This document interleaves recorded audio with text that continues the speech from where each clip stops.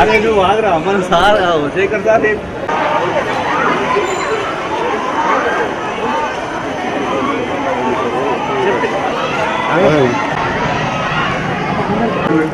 Sir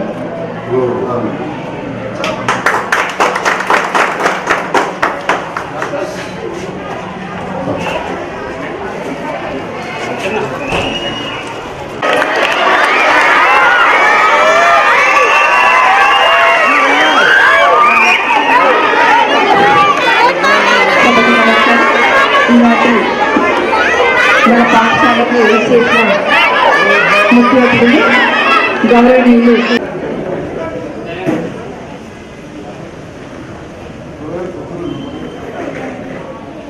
Kolagani Satyanarayana గారిని వేదికను అలంకరించవలసిందిగా కూర్చున్నారు.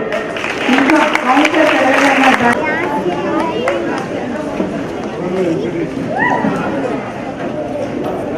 కోరంల ఎంపీటీసీ తిరుపతి గారిని మరి మా పాఠశాలకి లేవు అని చెప్పగానే మరి అది సాంక్షన్ చేయించిండు. మరి ఒకసారి గట్టిగా చెప్పట్లేదు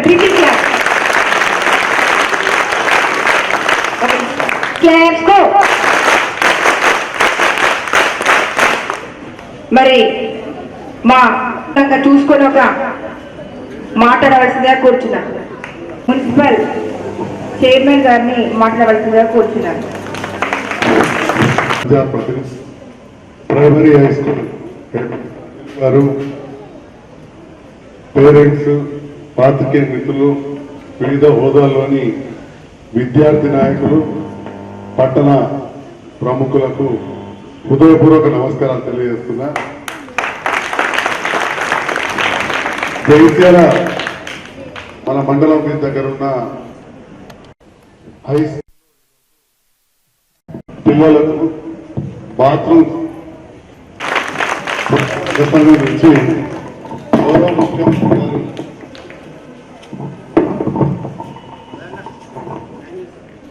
గౌరవ ముఖ్యమంత్రి గారు మొట్టమొదటిసారిగా మున్సిపాలిటీలకు పట్టణ ప్రగతి అనే నిధులు ఇవ్వడం జరిగింది. దాని నిధుల నుంచి ఈ బాత్రూమ్లు ఈ స్కూల్లో ఏర్పాటు చేశారు. మరి ఇదే కాదు, ఇవాళ జగిత్యాల పట్టణంలో ఏ రంగం చూసినా విద్యారంగంలో ఇక్కడ ఒక చిన్నగా కొన్ని నిధులు పెట్టచ్చు, కానీ new high school, old high school, girls high school, fourth high school, TR Nagar స్కూళ్ళు, ఈ రకంగా కొత్తవాడ స్కూల్లో కూడా బాత్రూమ్స్, దాదాపు చాలా పాఠశాలలకు అభివృద్ధికి నిధులు కేటాయించడం జరుగుతుంది. కొన్ని చోట్లలో మంచి డబుల్ డెస్క్లు అంతటా గురించి dining hall, kitchen shed, water ఇవన్నీ కూడా అయినాయి. అయితే అక్కడ అవుతున్నాయి కొన్ని చూసింది కాబట్టి హెడ్ మాస్టర్ సార్ మాకు కూడా చేయాలన్నారు.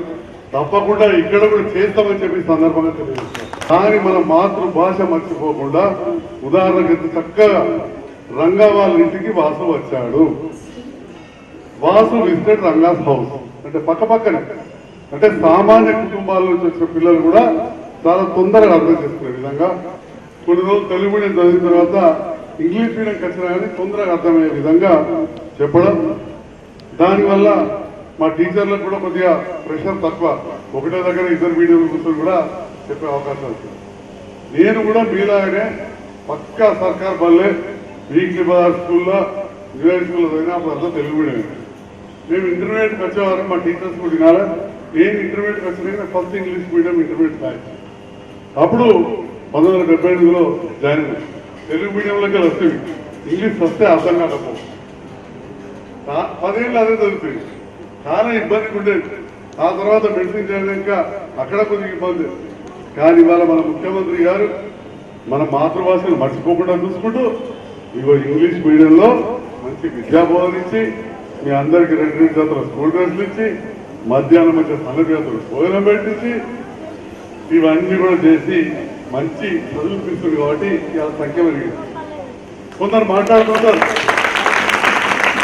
ఇవాళ ఇన్ని గురుకుల పాఠశాలలు దళితుల కోసం భారతదేశంలో ఎక్కడ లేని గురుకుల పాఠశాల. అసలు బీసీలకైతే ఒక్కటంటే ఒక్కటి కూడా జూనియర్ కళాశాల లేకుండే, ఒక్కటంటే ఒకటి లేకుండా విద్యార్థులు అవుతారా వినాలి. ఇవాళ 17 జూనియర్ కళాశాలలు, 204 జూనియర్ కళాశాలలు, 17 డిగ్రీ కళాశాలలు, 204 జూనియర్ కళాశాలలు, 17 డిగ్రీ కళాశాలలు బీసీలకు. ఎస్సీలకు 208 జూనియర్ కళాశాలలు, 30 రెసిడెన్షియల్ డిగ్రీ కళాశాలలు, 30 రెసిడెన్షియల్ డిగ్రీ కళాశాలలు. మైనారిటీలకు 204 జూనియర్ కళాశాలలు ఏర్పాటు చేసిన ప్రభుత్వం మొత్తంగా 1008 రెసిడెన్షియల్ జూనియర్ కళాశాలలు ఏర్పాటు చేసిన ప్రభుత్వం తెలంగాణ రాష్ట్ర ప్రభుత్వం. అందుకే అప్పుడప్పుడు ధైర్యంగా మాట్లాడుతుంటాం. ధైర్యంగా మాట్లాడితే అర్థం కాని వాళ్ళు అహంకారం అనుకుంటారు. అహంకారం కాదు, ఇలా ధైర్యం. ఇలా పిల్లలకు చదువు చెప్పిస్తున్నాం. చదువుకొని పైకి వచ్చిన తర్వాత ఎన్నడూ ఇవ్వని కళ్యాణ లక్ష్మి పథకాన్ని ప్రవేశపెట్టి 13 లక్షల మంది ఆడపిల్లలకు పెళ్లి చేసినాం. ఇక్కడ 12 లక్షల మంది ఆడపిల్లల తల్లిదండ్రులలో ఒక ధైర్యాన్ని నింపారు కేసీఆర్ గారు, ఒక ధైర్యాన్ని నింపారు. ఇవి ఆ ధైర్యం మాది, అంతేగాని అహంకారం కాదు. ఒక్క ధైర్యాన్ని నింపినాం, అదే మా ధైర్యం, అంతేగాని అహంకారం కాదు. పెద్దవాళ్లకు వేరే రాష్ట్రాలలో 500,000 రూపాయల పెన్షన్ లేదు. మీ నాయనమ్మలకు తాతలకు 2016 పెన్షన్ ఇస్తున్నాం. ఇవి అది ధైర్యం మాది, ఆ ధైర్యాన్ని నింపడం ఆ పెద్ద మనుషులలో. ఇవాళ హాస్పిటల్లోకి వస్తే ఒకనాడు చిన్న దవాఖాన ఉండే, ఇవాళ బ్రహ్మాండమైన పెద్ద దవాఖాన పెడితే ఇప్పుడే సూపరింటెండెంట్ గారు చెప్తున్నారు, చిన్నపిల్లలు అందరూ కూడా వస్తున్నారు సార్, ఫుల్ రెట్టు పెరిగింది దవాఖాన అని చెప్పి ఇప్పుడే సూపరింటెండెంట్ గారు చెప్తున్నారు. ఇగో పెద్దలకు ఒక మంచి తరబడకుండా ఉంటుందని చెప్పి రాత్రి కూడా చదువుకోవచ్చు, రాత్రి దానిగా పని చేసుకోవచ్చు, కార్ఖానాలు నడుపుకోవచ్చు. లేకపోతే పక్క మా మెకానిక్స్ నేను సగం పని నడకపో, కరెంటే ఉండకపో. ఇవాళ ఒక భరోసా, రైతుకు ఒక భరోసా. కుటుంబంతో రాత్రి ఇంటికాడ ఉంటున్నాడు. ఏనాడు కూడా మీ తల్లిదండ్రులు రాత్రి కూడా పనిపోదు, ఇవాళ తెలంగాణ ఉంటున్నారు. కాబట్టి ఇవన్నీ చేస్తున్నారు కాబట్టి ధైర్యంగా మాట్లాడతాం. కానీ అహంకారం కాదని చెప్పి సందర్భంగా తెలియజేస్తూ ఇక్కడ కూడా ఇన్ని స్కూళ్ళకు చేస్తాం, ఇది కూడా చేస్తామని చెప్పి ఒక ధైర్యంగా చెప్తా ఉన్నాం. ఖచ్చితంగా ఈ స్కూల్ అభివృద్ధి కూడా పాటుపడతామని చెప్పి కూడా అందరికీ తెలియజేస్తూ అది మొదటిసారి చేస్తున్నాం. 10th క్లాస్ పిల్లలు నానమ్మా ఓన్లీ 6th వరకు కదా, అదే 10th పిల్లలురా. ఓకే, మీకు 8th క్లాస్ ఎగ్జామ్స్ రాసినా మీరు? ఎగ్జామ్ కరోనా లేకుండా 7th రాసిరా? 6th class రాసిరా? 2 సంవత్సరాలు పరీక్షలు రాయలే, 2 సంవత్సరాలు రాయలే కదా. 9th క్లాస్ పిల్లలు ఉన్నారా? 5th క్లాస్ ఎగ్జామ్ రాసిరా బిడ్డ మీరు?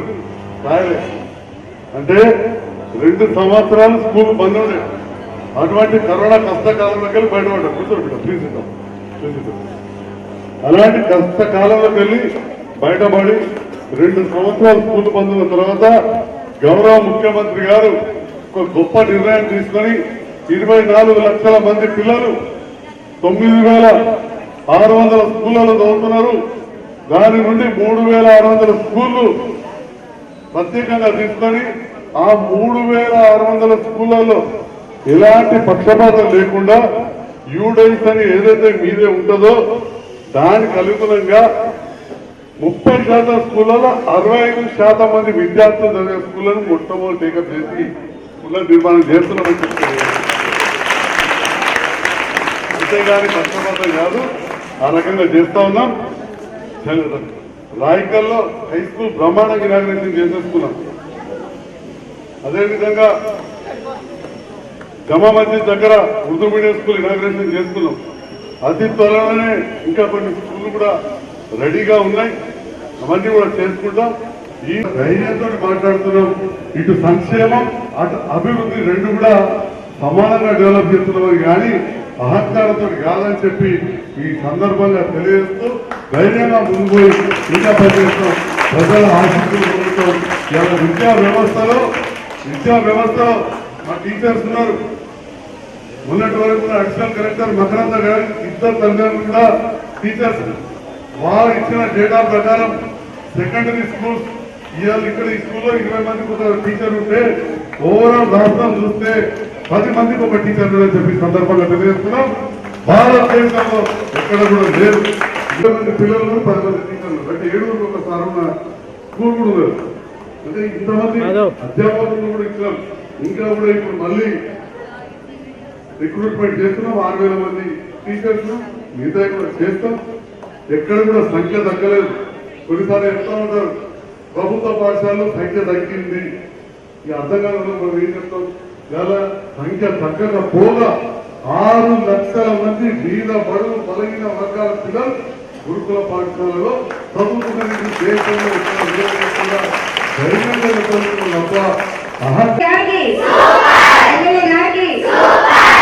ఒక చిన్న సన్మానం.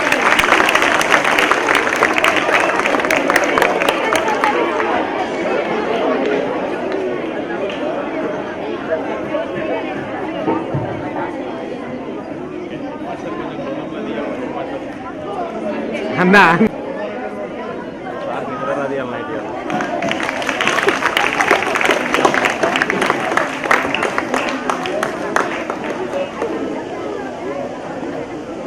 Thank you sir.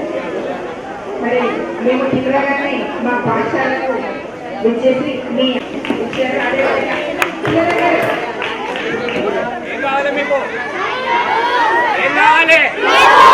ఏం కావాలి ఎవరు ఇవ్వాలి ఇస్తారని అడగండి.